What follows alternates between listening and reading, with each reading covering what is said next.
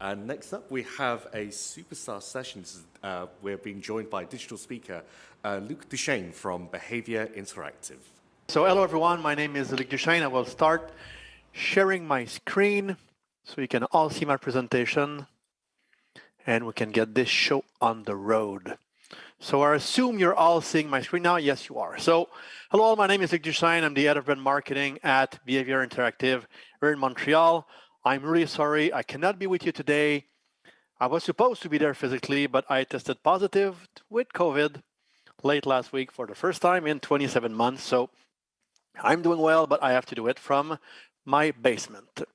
So first thing first, like a little word about Behaviour. Who are we? For those of you who don't know us, company's celebrating its 30th anniversary this year, founded in 1992. We are the largest independent developer and publisher in Canada. We have studios now in Montreal, Toronto, and Seattle with the acquisition of Midwinter recently. And we are now 1,000 employees. So we are growing fast. When I did a similar talk in November, I had 800 employees on that slide, so things are moving very, very fast. So we're also the developer of Dead by Daylight, the award-winning asymmetrical multiplayer game that was launched over 6 years ago. That's over 50 million players so far. We have a lot of other titles in development. I cannot reveal anything at the moment, but stay tuned because soon you will hear more about what we're doing. So I did entitle my talk, Big or Small, Marketing Must Be Part of Your Plan. Apart from the joke around my own physical transformation over the past couple of years, the message is more that whatever the size of your studio or the device you're developing for, you should always think about marketing from the beginning. And I want to talk about changing the philosophy around development and marketing collaboration early in the development cycle. Because throughout the course of my 20 years plus career, I encountered two different situations. First one, a very close relationship with the dev team where my voice mattered, where they listened to me, we discussed, we shared stuff together, and really had an impact. And I also saw a situation where I was simply handed content that are needed to market. A lot of people will not see the value of having marketing in conception or even in pre-production. Even sometimes when there is a marketer early on, many people won't think about involving them in the core discussion around the creation of the game. For a lot of people, marketing equals to just sell the game. But we do way more than that. For me, not having a marketer can truly hurt the potential business success of your game because I assume that's what you want. So the biggest question I get when I talk about having marketer involved very early on is why? Why should we do that?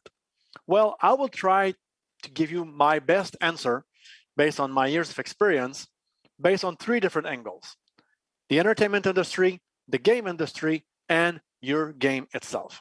So let's start with the entertainment industry.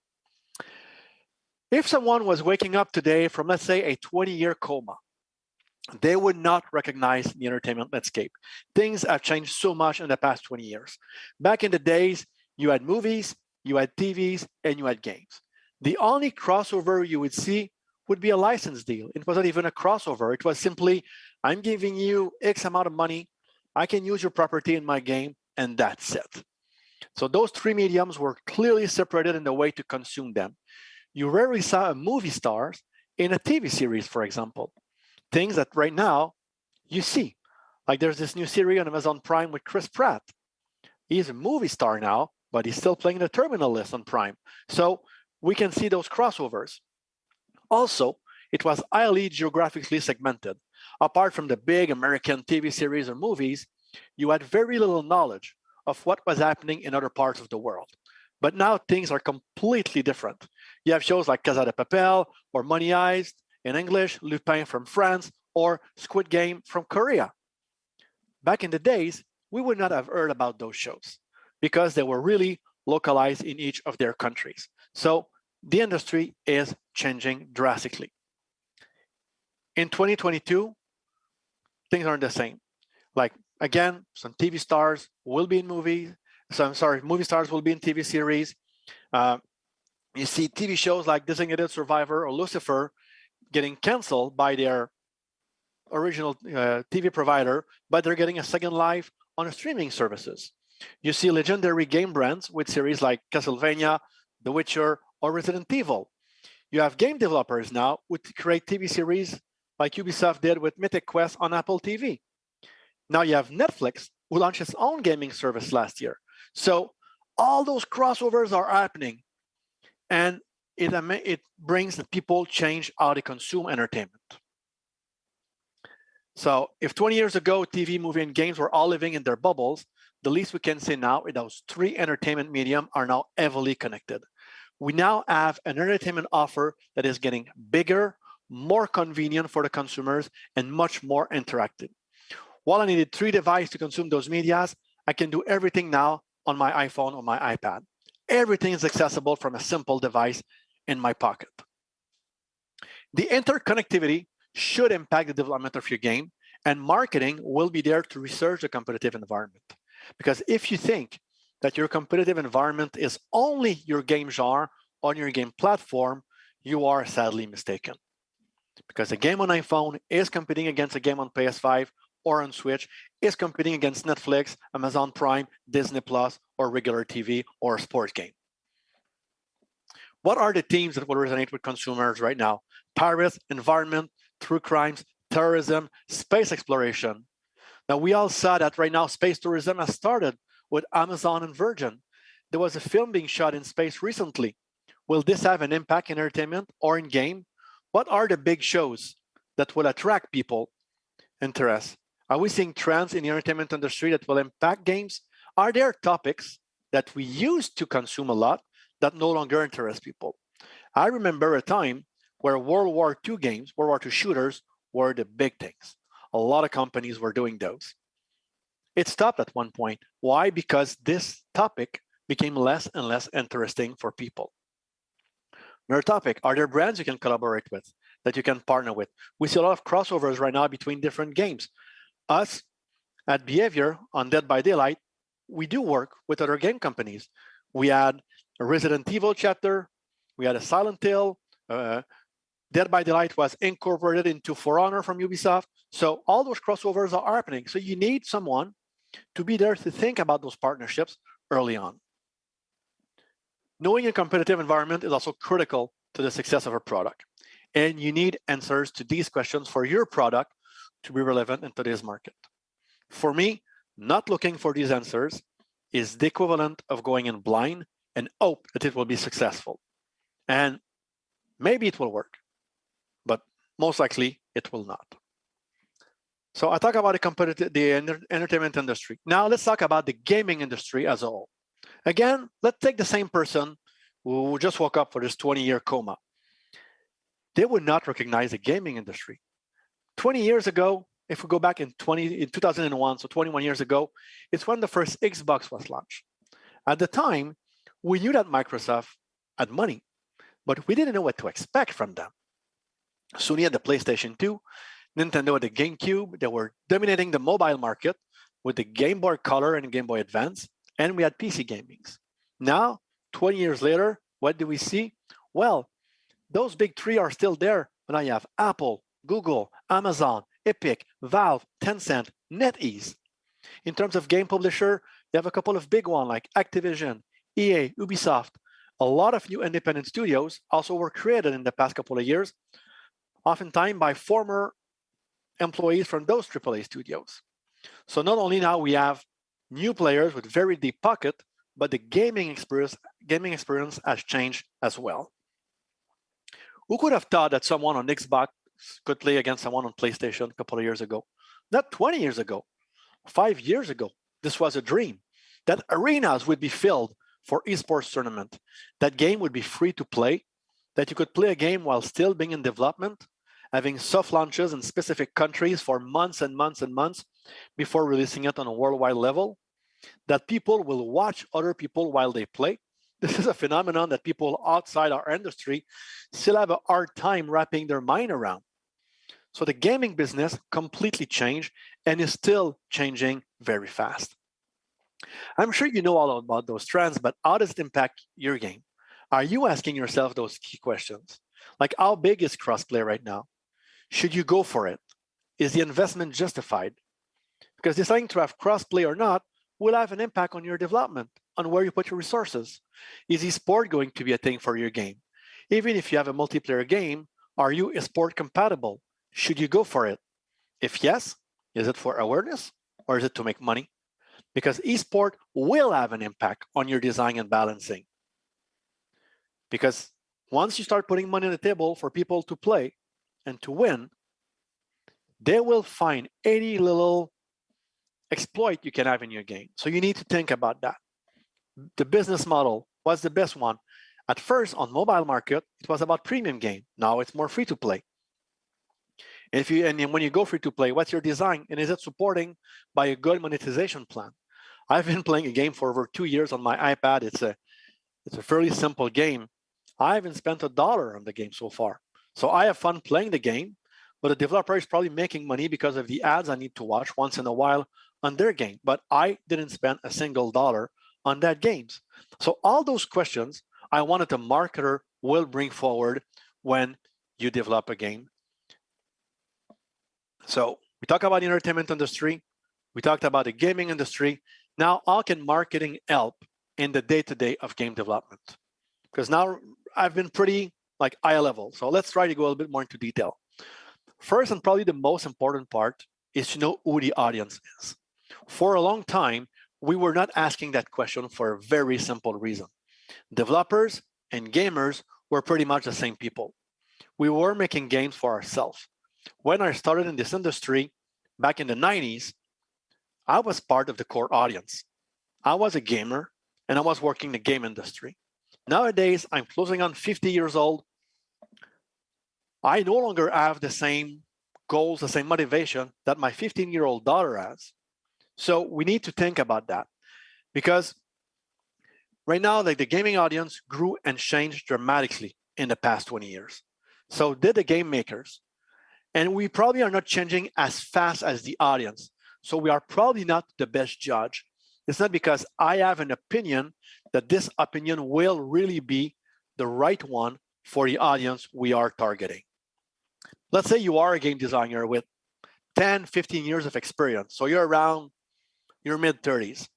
Well, just like I mentioned, if you're targeting people between 15 and 25, they have different motivations and expectations that you have.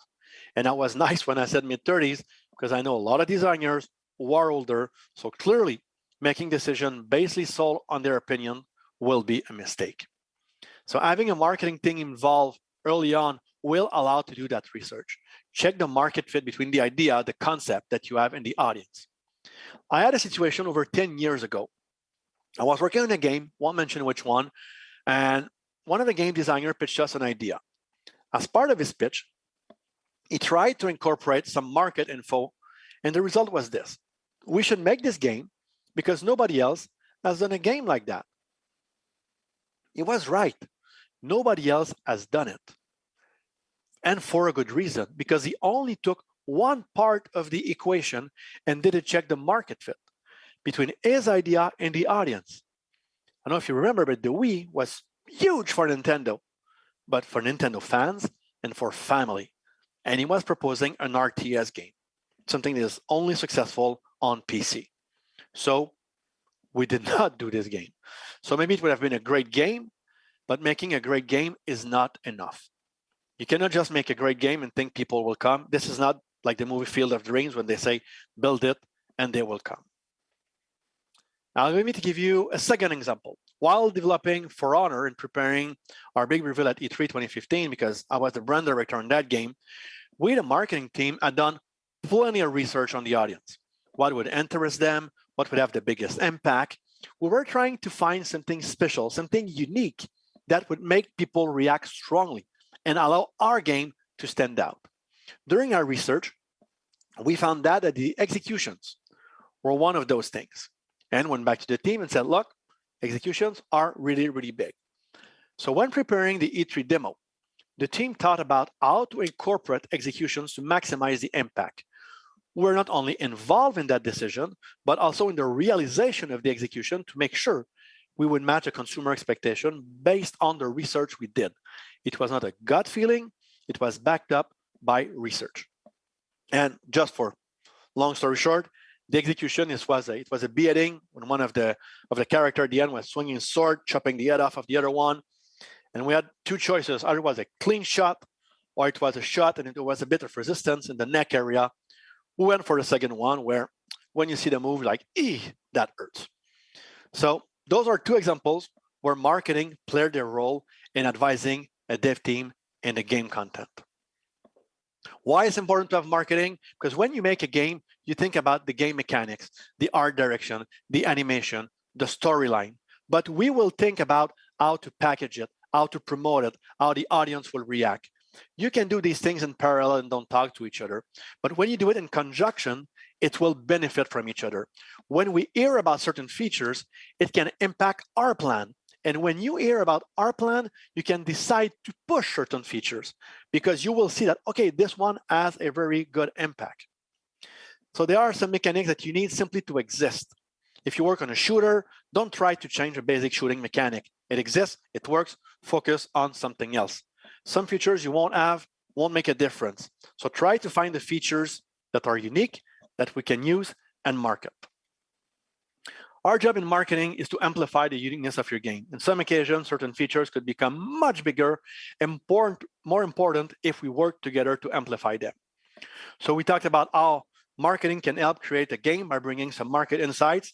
Now let's look at how early involvement can contribute to the communication of the game. So since the beginning, I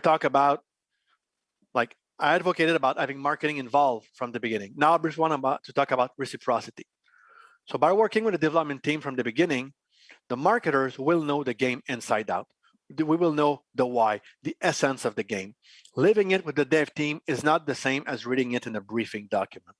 We'll know what's unique, and we'll know what the audience expect, and the stories to tell, and they will know about the general threat in the market and in the entertainment industry. So we'll propose a much stronger branding. So this is going to be true for the name of the game, the logo, key art, announcement, trailer, and all.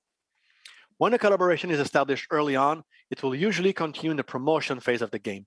As a marketer, I will always look for the developers' feedback in what we do. Are we capturing the essence of what they're trying to create? These stories will be built together, be much more powerful and genuine. And it's important because nowadays, gamers have a very good BS meter. Speaking of gamer, like this core group of people is really important, the core audience, because they will become ambassadors for you in promoting the game. That's where you will see streamers emerge. They will defend your game when you encounter difficulties because you might have network problems like we did on For Honor, and we use that core audience to really irradiate the people around them. So secondary and tertiary audience will come in. If you neglect this core audience, it will have a domino effect and everything will come crashing down. So by working closely, we will be able to create an ecosystem that will engage players around the game or the brand for the long term. A couple of minutes ago, I was talking about being genuine in the stories we tell. Being transparent is a key element. You need to talk to people. Gamers nowadays are much more educated than they were 20 years ago. They know about network problems. They read, they go on Reddit, they go on Twitter, they go on everyone's social media to find out this information. So you need to make sure that you communicate with them and you interact with them because we are fighting for their leisure time. Again, the competition is not only games, you're competing against an entire entertainment ecosystem. So to conclude, as you said today, to develop and market a game in 2022 is much more complex than it was 20 or even 10 years ago. The general entertainment offer is bigger, more diversified, and more accessible. The gaming industry has exploded in terms of offer and possibilities, and the audience is much more knowledgeable, diverse, and demanding. So I want to leave you with a final thought. As a gaming professional, I can have an opinion about game design or art direction. It does not make me a designer or an artist. Marketing is an expertise. Everyone can have an opinion about it, but it does not make them expert. So thank you very much. And now I don't know how much time we have left, but I can take questions. Thanks, Luke. We have about...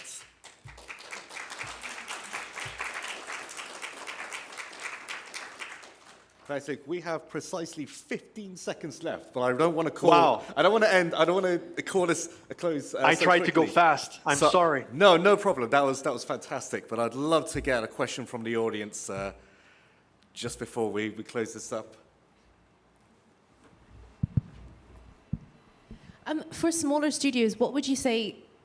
You know, you can get overwhelmed with the amount of things you have to think about. What would you say would be one of the most important things to focus on starting out? I would say one of the most important thing, and obviously now I gave a very full spectrum, but is the audience. Is to try, if I had to focus on one thing, I think I would say, what is your audience? Because entertainment industry and gaming industry, I think you can get a good understanding. But to have someone to look at who the audience is, who you will target, is very, very important. Because that's where it will help you acquire people, it will help you retain them, the monetization part, the UA part.